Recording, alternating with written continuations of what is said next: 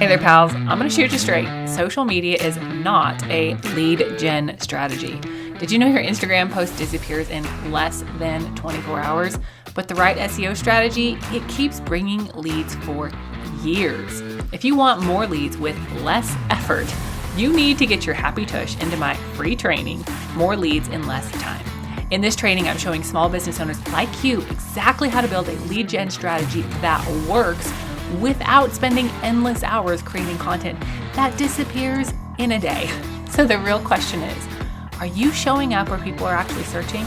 If not, let's change that stat. Really, what if you could get consistent, sustainable leads without posting daily?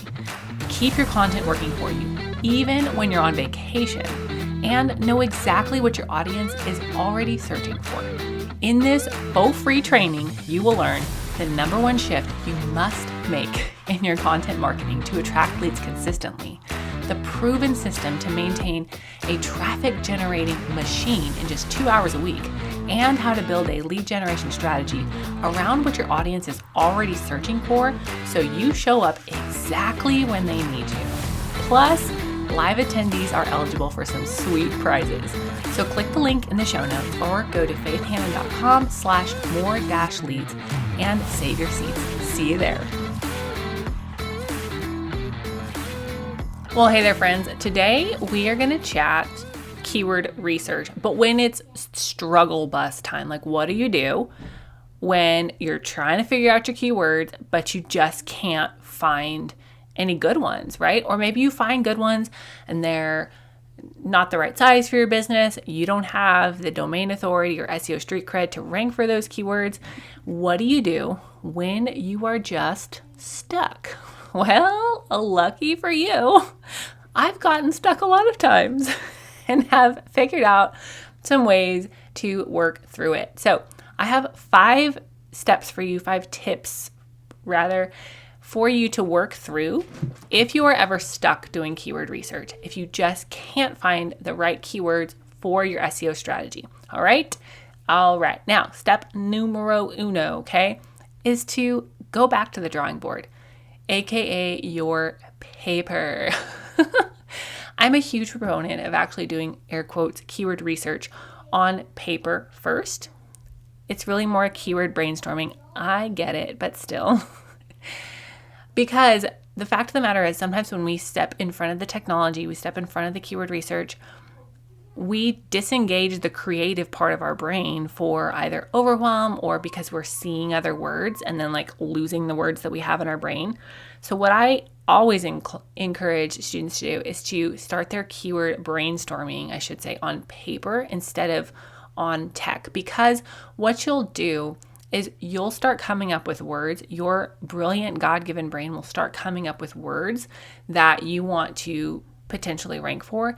And these words are going to be ones that you maybe would not have thought of otherwise if you started with the tech, okay? So bust out your paper, your notebook, whatever, like step away from technology and start brainstorming words that you think describe your business that your ideal client might be typing into Google when they're looking for the solution you provide.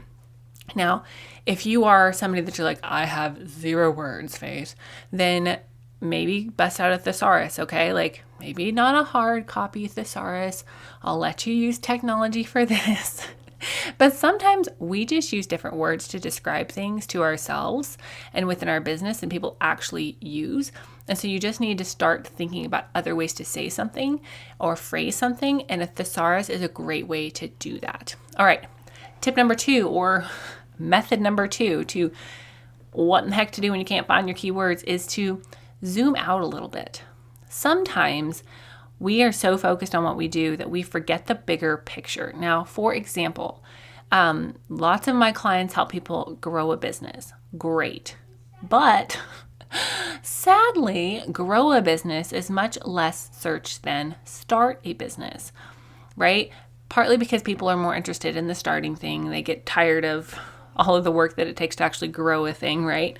Hence my garden that died last year, a slow and tragic death. But sometimes in our keyword research, we get so target locked on what we do that we're like, oh, let me zoom out a little bit and figure out how I can phrase what I do within the context of what people are searching. Now, I'm not telling you to be a liar, big liar pants, right? But sometimes you just have to zoom out and see, okay, bigger picture, I help somebody do this thing. Now, for in my grow a biz versus start a business example, like maybe somebody that's your ideal client, they really are just starting a business, but you are more like, oh, I help them grow a biz. Well, do you? That's fine if you do, but maybe that's not what you actually do. And the more clear you are on what you actually do, who you help, and how you help them, then the easier your keyword strategy is going to be.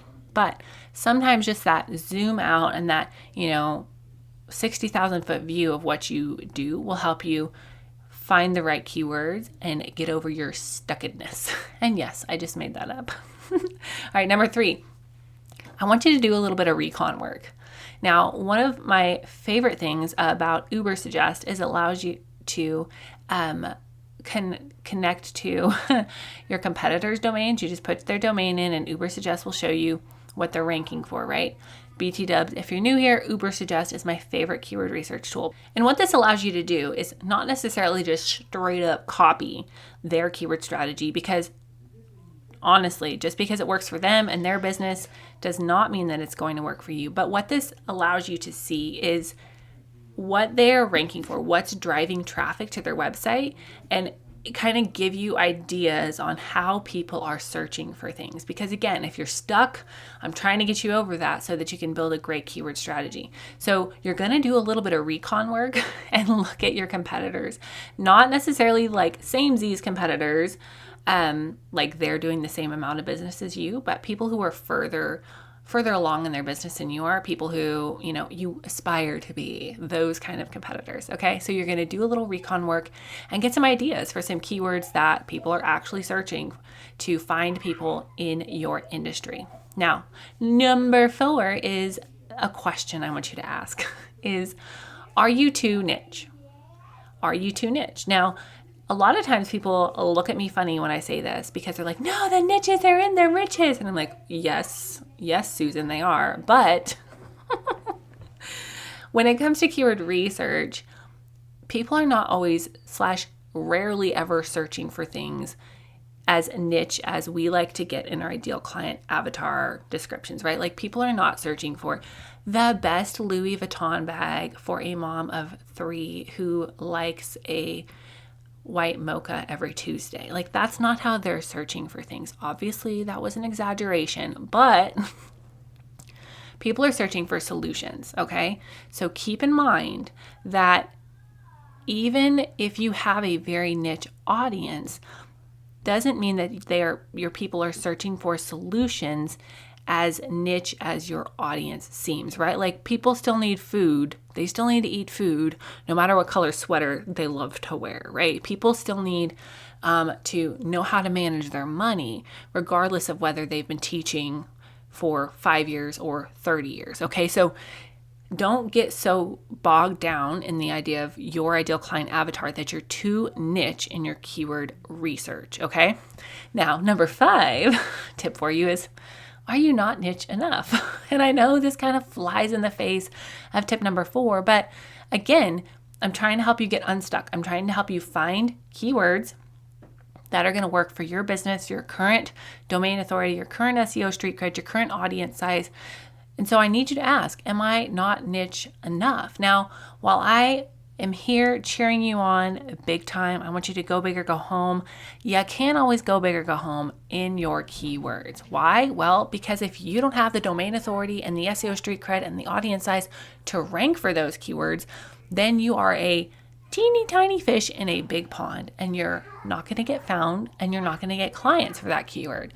So you need to think, okay, am I a big enough fish to rank for this? And your domain authority is a great place to start, just kind of gauging that objectively. Now, I actually have a formula that I teach my students that kind of allows you to go beyond your domain authority, but for just basic keyword research purposes, your domain authority is a good indicator of how big of keywords you can go for, meaning how many times a keyword is searched per month. Now, Again, Ubersuggest is a great tool to help you with this. But I do want you to know, like, just because your product isn't, getting found right now for all of the things that you want to get found for, doesn't mean that it's forever hopeless, okay?